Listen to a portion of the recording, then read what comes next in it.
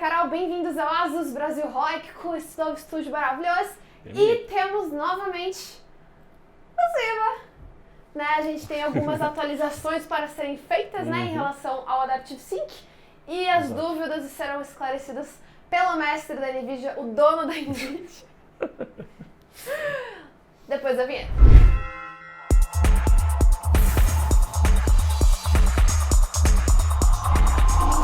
Bom, né, já se inscreve no canal, dá um like, compartilha, comente e vamos lá.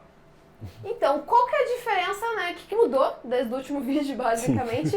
Por que a gente tá tendo que fazer um vídeo novo? A gente trouxe aqui mais ou menos as ideias que a gente, né? Provavelmente as dúvidas que vocês vão ter. Então, se você terminou de ver esse vídeo, ficou com alguma dúvida também, bota aqui embaixo que a gente tenta esclarecer aí o máximo possível. Bom, primeira coisa.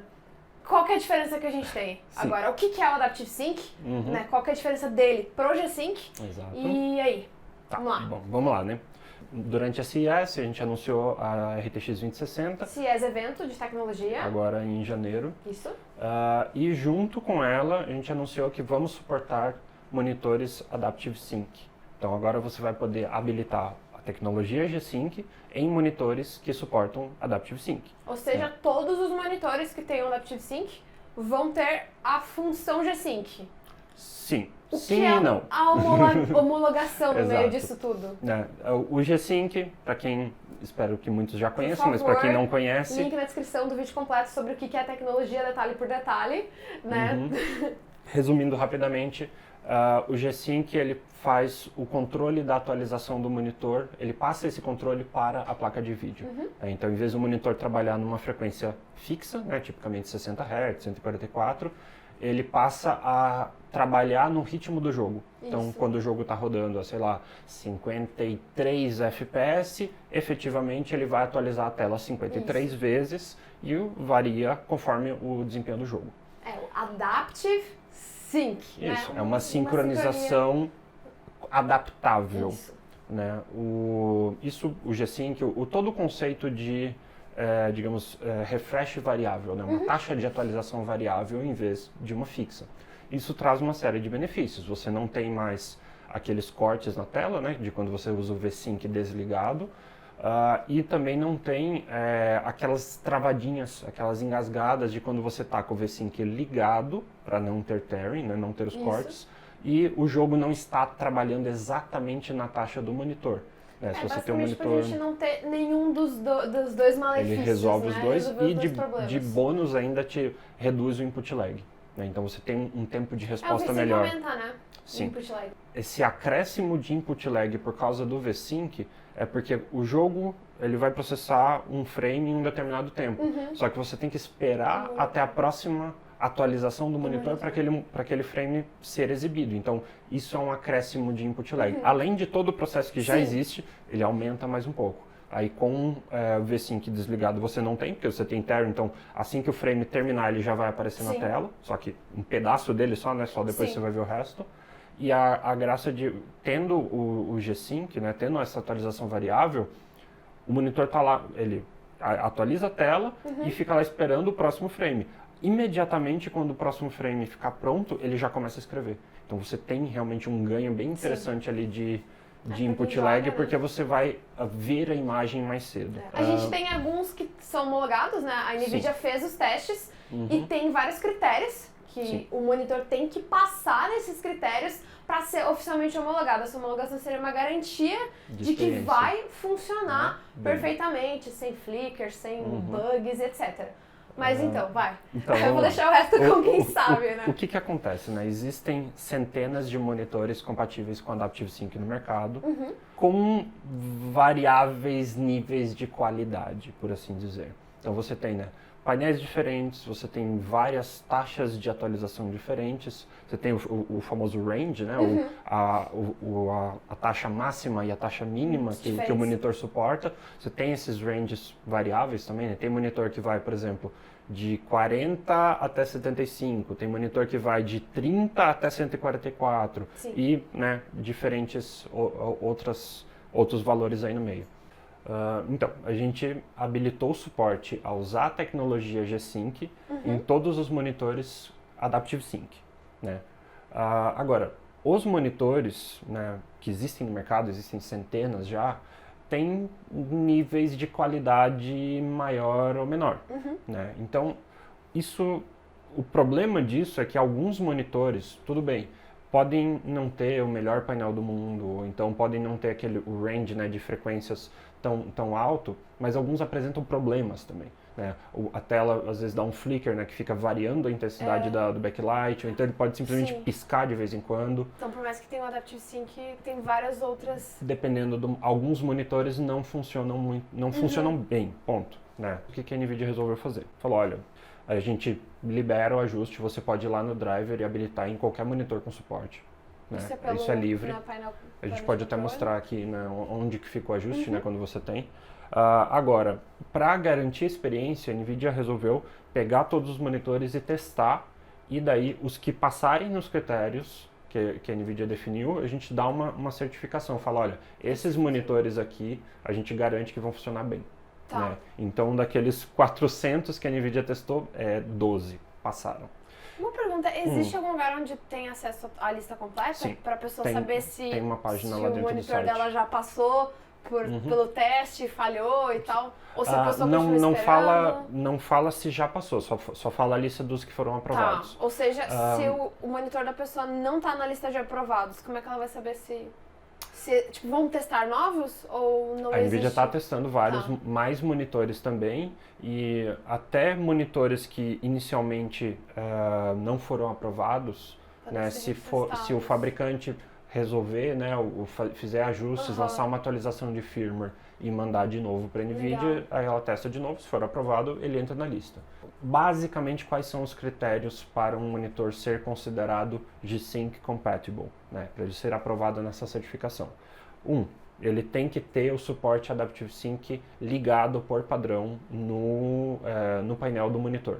Tá, então, ou seja, ele pode estar tudo funcionando se a pessoa tiver que ir lá habilitar. Se você tiver um monitor que você tem que ir lá e ligar manualmente, por melhor que ele seja, isso já desqualifica ele. Então, por isso que a gente fala, olha, esses 12 aqui a gente garante, mas qualquer outro você pode testar e ver como é que funciona. Muitos deles vão funcionar bem, a maioria.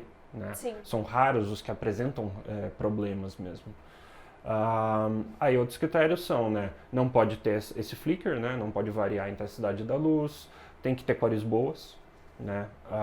Cores indifere o painel, tá? Indifere o painel, porque esse aqui, por exemplo, ele é um painel TN que tem cores muito boas. Sim. Então, outros critérios para ser certificado. O range do monitor tem que ser de no mínimo 2.4. Tem que ser 2.4 vezes, certo? Tá. Então, 60 vezes 2.4 vai dar ali no 144. Então, se for um monitor, por exemplo, de 100 Hz, ele tem que ser uma taxa inferior que permita esse 2.4. Tá. E, né, daí tem vários. Mas, por exemplo, monitores de 75 Hz, geralmente você não tem nem 2x. Isso é um dos critérios para o monitor ser certificado. Não necessariamente não vai funcionar. Não, o monitor de 40 a 75, por exemplo, funciona.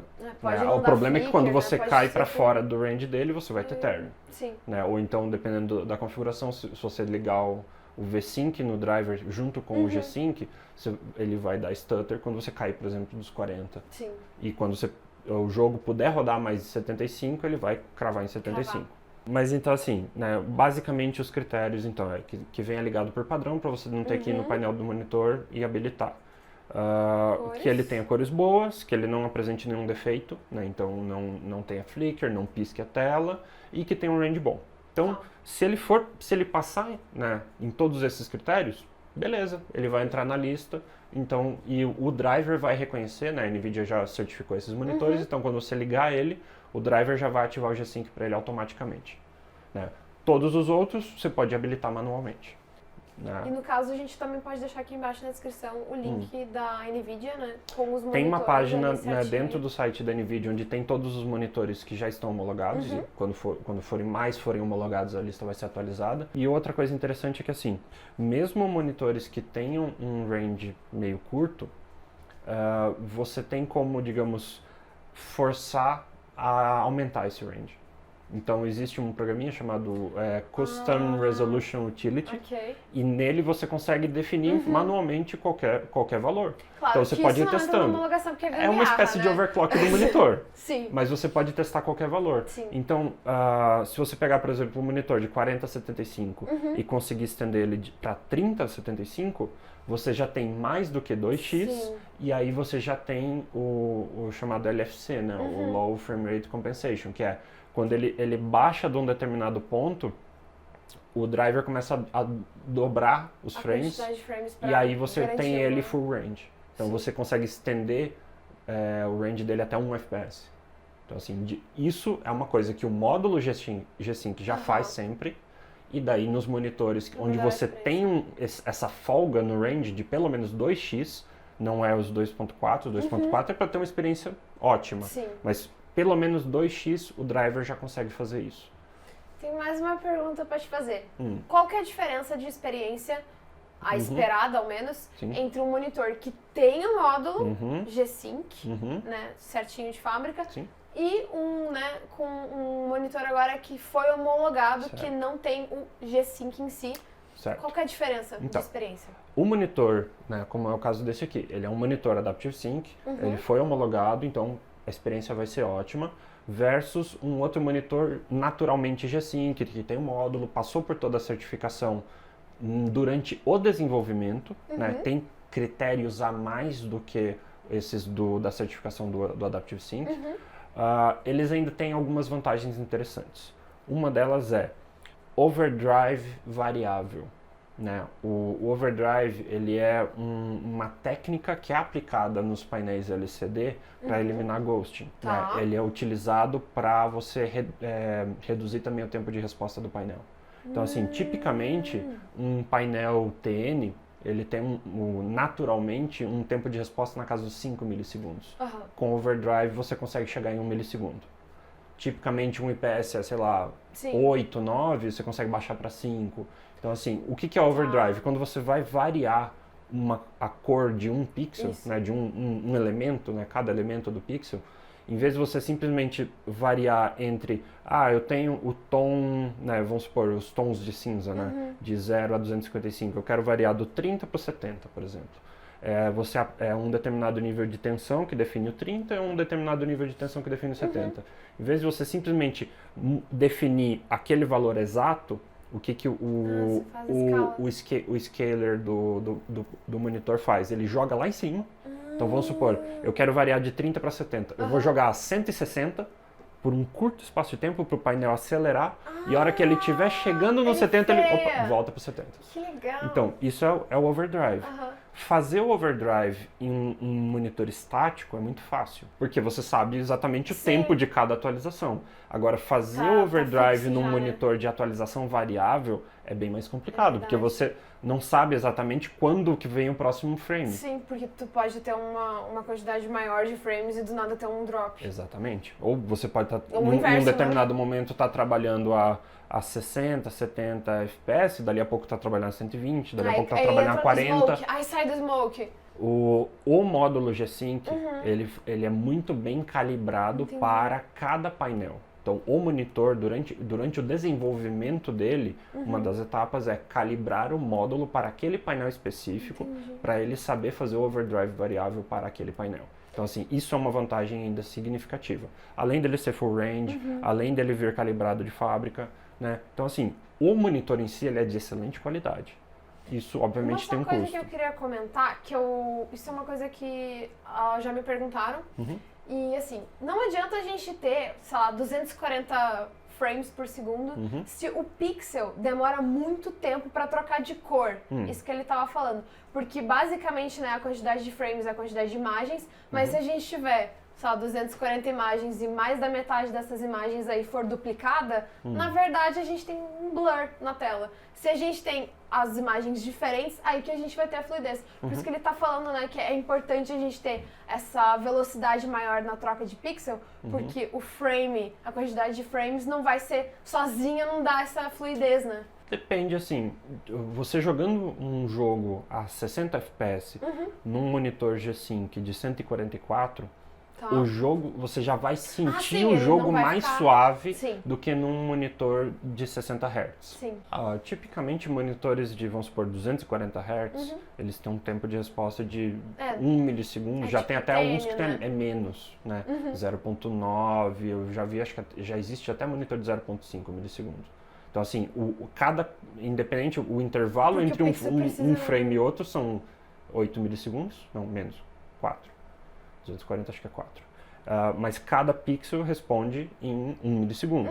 Então, assim, a hora que você atualiza a tela, vamos supor, você está varrendo a tela de cima para baixo, demora 8 milissegundos para chegar, né, para completar a tela. Só que daí, individualmente, cada um, depois que você dá o comando, ele vai demorar Sim. o tempo de resposta do monitor para chegar no outro tom. Eu percebi bastante quando eu peguei o G5. Tá, última pergunta antes de terminar esse vídeo. Seguinte. Lá vem. O monitor homologado. No quesito especificamente de sincronia de frames, tá? Certo. Não ter aquela imagem quebrada. Uhum. Um monitor homologado perde em alguma coisa para um monitor com módulo G-Sync? Quesito de performance? Na fluidez, né, da atualização da tela, do controle da atualização variável, não. Tá. Apenas prevalece ainda a vantagem para um monitor G-Sync de verdade, que ele tem aquele melhor controle do overdrive em refresh variável para manter as cores sempre uniformes, fazer o overdrive bonitinho para baixar o tempo de resposta. Alguns monitores Adaptive Sync têm um scaler de boa qualidade que consegue fazer um trabalho bem próximo ao do módulo G-Sync, mas a gente não tem como saber isso. E no monitor, caso o monitor tenha sido homologado, dá para se utilizar então essa performance do drive do Adaptive Sync se ele tivesse overdrive. Sim, Supondo que ele isso tenha é, digamos, e tal. é do comportamento natural do monitor. O scaler, né, que é o processadorzinho do monitor, ele pode fazer um trabalho melhor ou pior, né, em termos de experiência em refresh variável, né, tanto no controle das cores quanto no controle do overdrive. Isso varia de cada um. Mas assim, tipicamente os que são homologados, eles têm uma qualidade bacana. Não é tão boa ainda quanto um monitor G-Sync de verdade, mas é muito bom. Então, última coisa, na hora de fazer a utilização, caso a pessoa em casa aí tenha um monitor com Adaptive Sync, Sim. instala a última versão do drive utilizando o NVIDIA, né, o GeForce Experience. Pode baixar do site também. Isso, atualiza o drive, vai no painel de controle NVIDIA e a pessoa consegue daí ativar o G-Sync. Sim. Se for homologado, já faz automaticamente. Sim. Os monitores homologados, eles já vêm com o suporte Adaptive Sync ativo por padrão no monitor. Você não precisa ir lá no painel dele e ativar, ele já vem ligado. Então, esses monitores, os que estão na lista, o próprio driver já reconhece automaticamente e já habilita sozinho, né, o suporte ao G-Sync. Nos outros, você vai lá no driver, no painel do monitor, ativa o suporte e vai lá no driver da NVIDIA e ativa o G-Sync. E no caso do Adaptive Sync, quantos monitores são suportados por vez? É um só. No caso, né, se no você caso tem um módulo específico G-Sync, são todos, se né? você tem monitores G-Sync de verdade, você pode usar 3 monitores, se quiser, todos eles vão funcionar com o G-Sync ligado. Por enquanto, o Adaptive Sync só é suportado em um monitor por vez. Então, por mais que você tenha mais de um, por exemplo, você tem que escolher em qual que ele vai funcionar. Isso aí é uma restrição interessante falar. Isso pode vir a melhorar no futuro, mas por enquanto é assim que funciona. Beleza, então por hoje é só, mas se você ficou com alguma dúvida, coloca aqui embaixo nos comentários. Se você perdeu a oportunidade de se inscrever nesse canal maravilhoso, já se inscreve, né? Aproveita. Em homenagem ao Ziba, a gente, né, já deixa o seu likezinho, por favor. E a gente queria agradecer de mais uma vez a presença. E você gostou do vídeo? Ficou com alguma dúvida, né? Sugestões, feedback, bota aqui embaixo. E também, né, dá os parabéns pra NVIDIA por esse novo passo aí. Mais portas abrindo pra galera que já tem um monitor. E até a próxima!